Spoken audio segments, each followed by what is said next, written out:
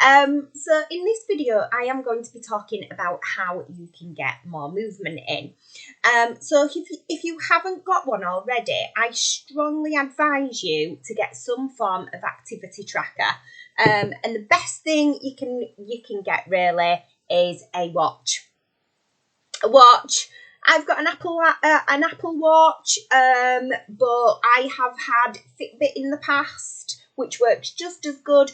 Don't worry at this stage, if you haven't got one, don't worry about what kind of watch it is. It doesn't have to be expensive. It doesn't have to be really fancy. There's loads on eBay, loads of activity trackers. It doesn't have to be a fancy named one, just something that is going to tell you how many steps you are doing on a daily basis. Forget about all the other gadgets, forget about working out calories and heart rate and things like that. If you're into all that kind of stuff, brilliant. But we just want to see how much movement you're getting in. If you're not quite aware of how much daily movement you're getting in, getting an activity tracker is the best place to start. The recommended guidelines for daily movement is to be hitting about 10,000 steps. Okay, so a lot of ladies who or men that first start out on some of my coaching programs know that they don't get a lot of movement in, but then when they do start tracking it, are actually shocked to see that they're getting kind of like 2,000, 3,000 steps a day. And especially for people that have a sit-down job, it does leave them feeling a little bit bewildered. How on earth are they going to get 10,000 in when the day's flying by and they're only getting 3,000? And I'm going to tell you how to do that. All right. So what is the first thing that you need to do? And like I keep saying, is don't overwhelm yourself. Okay. So if you think to yourself, oh gosh, the only way I can get that amount of steps in is by going out on at least a kind of 45-minute walk. How am I going to do that? I don't have the time. You could be getting, for a lot of people, they're up at 6 o'clock in the morning, maybe earlier. They've got the kids to sort out before they go to school. I know a lot of homeschooling at the minute. Then they've got work to start. They've got a full day at work, primarily, maybe perhaps in a sit-down job. It's dark nights. So by the time they finish work, it's already dark. They've got the kids' tea to sort out, everything else that goes with that, all the stuff to sort out in the house as well. It's kind of 9-10 o'clock. That's if they're not logging on to do even more work on the night. Where do they fit that in? Not to mention as well, because some of you ladies, I don't advise going out to, if it's well lit, maybe go out on a walk in the dark and your area and everything else. But it's not sensible really to go on big long walks on those dark nights. So how are you going to do it? How are you going to get those 10,000 steps in? You have to break it down, okay? Don't overwhelm yourself with thinking that you need to get out on a half an hour walk. We break it down. Instead of thinking 30 minutes, we think little blocks of 10. Little blocks of 10 minutes throughout the day. So how can we do that? How can we get little 10-minute walks in? Because when we actually start to think 10 minutes instead of 20 minutes or 30 minutes, all of a sudden it feels a lot more manageable. What can you do in 10 minutes? It probably takes 10 minutes to go put the kettle on. You probably spend longer than 10 minutes scrolling through some social media channels. You can easily spend a good 20-30 minutes before you know it looking through that. So actually 10 minutes isn't a long time. All right, so you could set off a little bit earlier to work. Okay, so just 10 minutes earlier. Could you set, well, first and foremost, do you need to drive to work? Do you actually need to be driving to work? Do you need to drive the kids to school? Do you really need to do that? Work it out. Can you get away with actually walking the kids to school, walking home, and then still getting to work? Okay, in a lot of cases, the answer might be no, but I urge you to be realistic with yourself. Be realistic. Do you really need to take the car? Okay, so if you do, and there's no other option, if distance is an issue, okay, can you set off 10 minutes earlier? That's just 10 little minutes. Okay, now you have two options when you do that. You could park in your allocated car parking space where you normally park where you work, and you could go for a quick 10-minute walk before you go into work. Do you already get to work early and take it as an opportunity to go make a cup of tea and open your emails up and have a look through your emails? So could you take that 10 minutes away from there? There's all these different little options. Do you need to park where you're parking for work, or could you park 10 minutes further away? Could you park 10 minutes further away on the school run? Do you really need to park right outside the school? Could you park 10 minutes away? Not only you getting some exercise, the kids are getting some exercise too.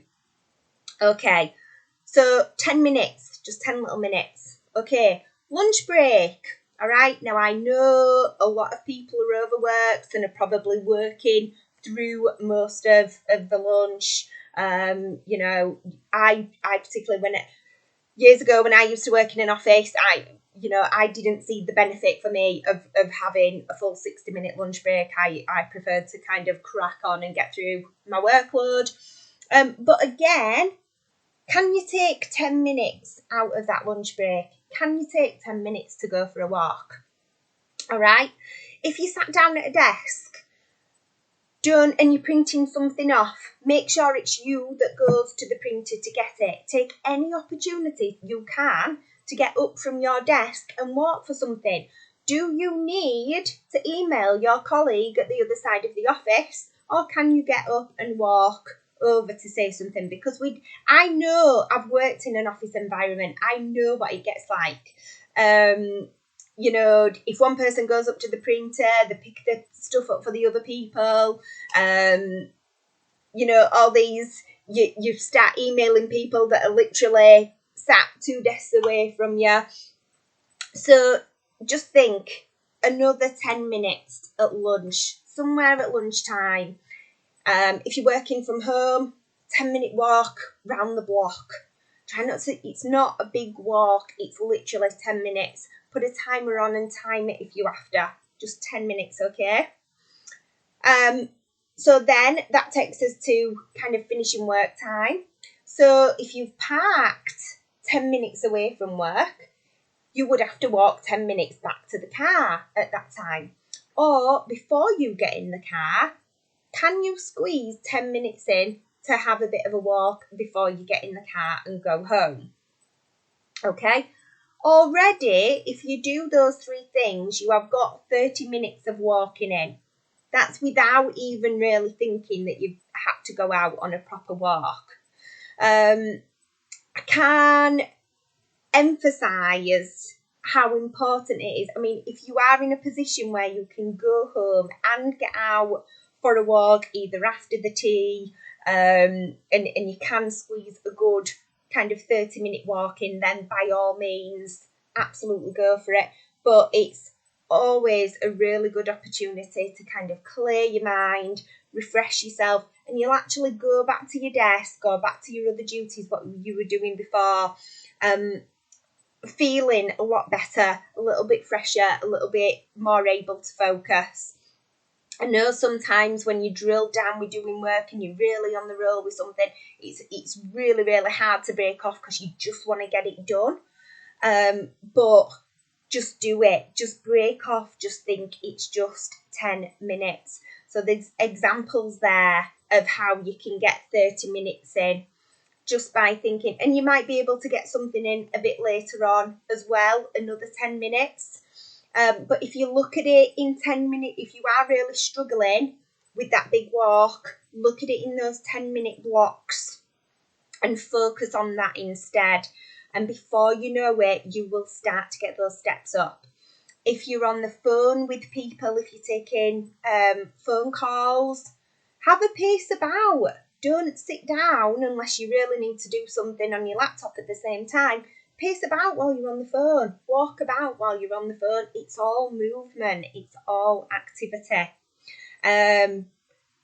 Don't take the lift. That's an obvious one. Do not take the lift. Always take the stairs. That's another great way that you can get your exercise in. You need to pick something up from the shop. Do you really need to drive for it? Do you need to get in the car and drive round to the shop? Or can you walk round? Okay, so as soon as you start changing this mindset and stop thinking, oh, I can't exercise because I don't have the time to go out on a 45, 60-minute walk. Where's that going to fit into my day? Get that out of your mind. Start just thinking of these smaller habits. Moving more. If you're working from home and you're working from your office upstairs, don't bring everything up with you at the same time. Leave things so that you have to get up away from your desk and go downstairs to get it and come back. Okay? Do you really need to shout the kids to go get one of those, whatever you need for you, from upstairs? Or can you run up the stairs and get it yourself? All right? All little ways. It's all movement. Okay? The more you move, the more calories you're burning, the more metabolically efficient you are becoming. All right? So start acting today, guys. There's a lot of little tips there for you just to simply start thinking about it. So I've been setting you those challenges to do a 20-minute walk. That doesn't have to be a 20-minute walk all at once. That can be in 10-minute chunks, okay? So I don't recommend any less than 10 minutes because you want to be walking for long enough to start getting your heart rate increased so that you're actively starting to burn that fat and get your heart rate up, okay? But like I say, it doesn't have to be 20 minutes. So think about your routine. Where can you get those little 10-minute blocks in? Okay, I told you this wouldn't be short, 12 minutes. I'm going to leave that with you guys. Good luck, and I'll see you later on in the challenge.